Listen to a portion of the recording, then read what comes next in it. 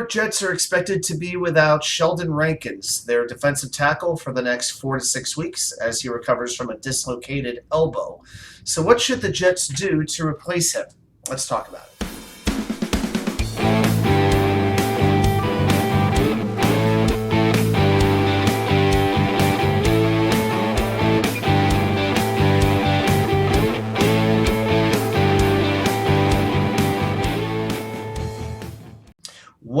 Well, welcome back to New York Sports WickerMedia. I'm Watsu-K99. Thank you, as always, for taking the time to watch this video. So, the loss of Sheldon Rankins, at the beginning of the season, this wasn't something that I could say I would have dreaded, honestly. I was in favor of cutting Rankins before the season began. I was looking at saving the $5.5 million. But you know what? The Jets stuck with him, and they have been well rewarded. Rankins has emerged as a starter on the defensive line. He's played a majority of snaps alongside Quinn and Williams, and I give him all the credit in the world for playing as well as he has. But he only played 10 snaps against the Bills on Sunday due to an elbow injury. So now the Jets have a choice. Now, they've got their backups in Solomon Thomas and Nathan Shepard. You got to figure those guys will get a little bit more playing time. But the Jets are going to need more than just 3 guys playing defensive tackle. We know how Coach Saleh and Coach Ulbrich love to rotate the defensive linemen. 3 ain't going to cut it in this system. So there's a couple of options. What should they do? Well, they could go outside the organization and sign somebody like a Linval Joseph. They brought him in for a visit about a week or 2 ago. He most recently played for the Chargers in 2021. Very good run stopper, 329 pounds, big guy. You wonder, though, if that is the kind of defensive tackle that this defense really needs, which relies on speed and explosiveness as opposed to a space eater. That's why they let go of Foley Fatukasi this past offseason. And the other thing is, if you bring him in, somebody else is definitely going to have to go off the roster. I don't know if you want to keep playing roster gymnastics here.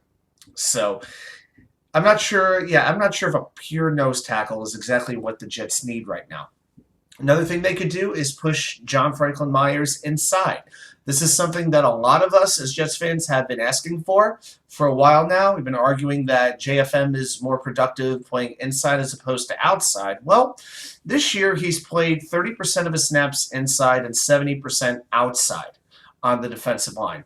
Most of the time when he is playing the inside, it's an obvious pass rushing situation. Like when he's inside, you'll probably see a Bryce Huff outside, for instance. So maybe but one of the advantages, one of the things I do like, if you put JFM in a little bit more, you've opened up even more time for Jermaine Johnson, for Bryce Huff, for Michael Clemens, and even Vinny Curry if you want to play him too.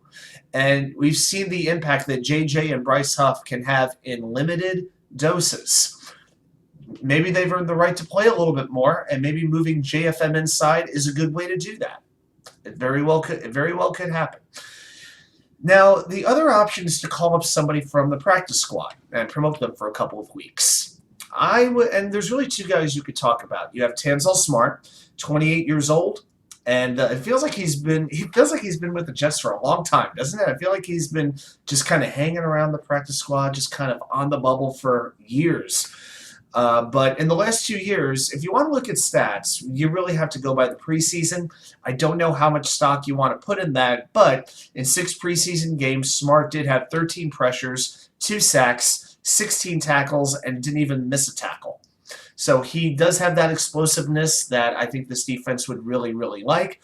The other option is Jonathan Marshall, who was a draft pick in 2021. He was the final draft pick in 2021 in the 6th round. He played 4 games as a rookie, 1 pressure and 2 tackles, played about 75 defensive snaps. I did see a little bit more from him this offseason. I definitely saw him making some big tackles and playing with a lot more confidence.